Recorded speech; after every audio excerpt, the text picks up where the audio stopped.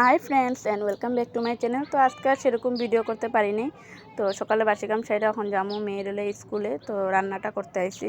তো এখানে রান্না করছিলাম বেগুন বটি, আর এখানে বানাবো সোয়াবিন আলু তরকারি। এখানে মশলাগুলো আমি বাইটটা লইছি, তারপরে এই যে সোয়াবিনগুলারে সিদ্ধ করে লইছি গরম জলে, আর এখানে আলুগুলারে ভাজা লইছি, আর এখানে কড়াই গরম করে তেল দিয়ে দিব। তো এখানে আসলো কালকে চাল কুমড়া পুর মায় বানাইছিল। আর এখানে যে কড়াই গরম করে তেল দিছিলাম, তেজপাতা কালিজিরা সোমবার দিছিলাম, আর আদা বাটা কাঁচামরিচ বাটা রসুন পেঁয়াজ বাটা আর একটা টমেটো কাটটা দিছিলাম। আর এখানে জিরার গুঁড়া লবণ হলদি দিয়ে ভালো করে মশলাটারে কষাইয়া তারপরে ভাজা রাখা আলু আর সিদ্ধ করে রাখা সোয়াবিনটা দিয়ে দেবো।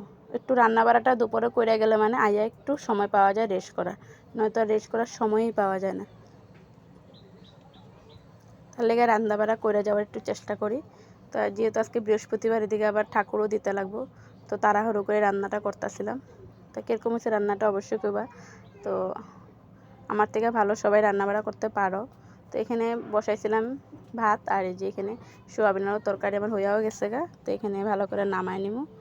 আর আজকে সেরকম কিছু বানাইতে পারি নাই। তো এখানে আমার রান্নাবাড়া প্রায় কমপ্লিট। ভাতটা হইলেই বাস শেষ হয়। তারপরে এই যে স্কুল আইসি, স্কুল ছুটি দেওয়ার পর মেয়ে কইতেছিল আইসক্রিম খাইব। তো হ্যাঁ কাশি, আমি হ্যাঁ আইসক্রিম দিব না।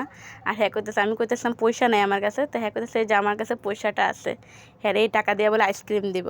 তো আজকের লেগে টাটা বাই।